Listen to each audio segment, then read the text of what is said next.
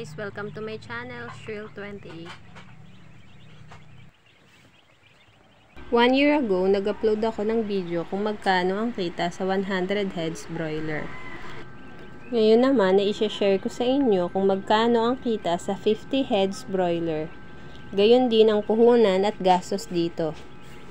Bali, nitong August 24, nag-alaga ako ng 50 heads broiler para makapag-upload ako ng actual na gastos at kita rito. Umpisahan na natin ang computation. Sa 50 heads broiler, bumili ako ng 50 pieces na sisiw. Ang isang piraso ay nagkakahalaga ng 32 pesos at may free na dalawa. At ito ay nagkakahalaga ng 1,600 pesos. Then, mag-proceed naman tayo sa feeds at vitamins na na-consume nila sa loob ng 30 to 35 days. As usual, dalawang klase lang ng feeds ang pinapakain ko. Integra 1000 at Integra 2000. Then, afterwards, naghahalo lang ako ng corn grits. Nakagamit ako ng isang sako ng Integra 1000 at ito ay nagkakahalaga ng 1,900 pesos per sack. Then, dalawang Integra 2000 at ito naman ay nagkakahalaga ng 1,840 pesos per sack. At kalahating sako ng corn grits at ito ay nagkakahalaga ng 425 pesos. Kaya ang total ng feeds na na-consume nila ay 6,005 pesos. Then, proceed na tayo sa vitamins. Nakagamit ako ng isang Robistrep BK na nagkakahalaga ng 160 pesos. Hindi ako gumamit ng Vitamin Pro this time. Then, nagbigay ako ng 300 pesos para sa kuryente at 100 pesos sa tubig. At nakagamit din ako ng isang sako na ipa na nagkakahalaga ng 40 pesos. To summarize the total expenses, CC 1,600 pesos, feeds 6,005 pesos, vitamins 160 pesos, kuryente, tubig at ipa ay 440 pesos with a total expenses of 8,205 pesos. Ngayon naman ay dadako tayo sa sales.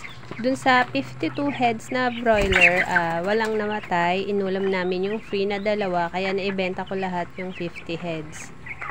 Lahat ng bumili ay mga walk-in at mga kapitbahay ko. Wala akong binigyan na tindera.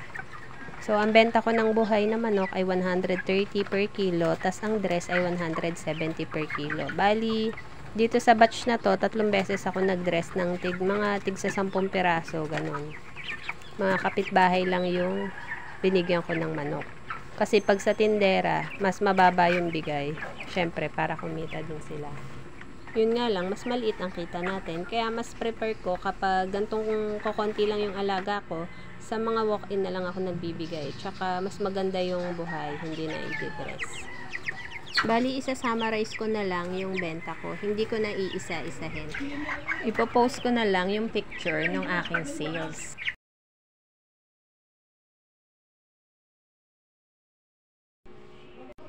Total sales of 12,355 pesos minus total expenses of 8,205 pesos is equal to 4,150 pesos.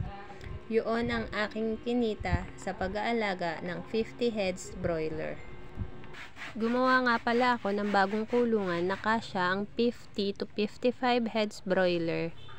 Nakagastos ako ng 2,500 pesos dahil kawayan, coco lumber at plastic screen lang ang binili ko. At tulong kaming mag-asawa sa pagbuo nito. Di na ako bumili ng pinang sahig at pinang bubong dito, yung steel matting, dahil ginamit ko yung luma na steel matting dito sa babuyan. At nilagyan ko lang ng karton yung ibabaw ng bola. Ang nagastos ko sa paggawa ng kulungan ay mababawi ko sa loob ng 5 buwan. Dahil babawasan ko ang kita ng 500 pesos kada dispose ng manok. Kaya yung kinita ko na 4,150 pesos minus 500 pesos para sa kulungan is equal to 3,650 pesos. Yan ang kabuuang kinita ko sa pag-aalaga ng 50 heads na broiler.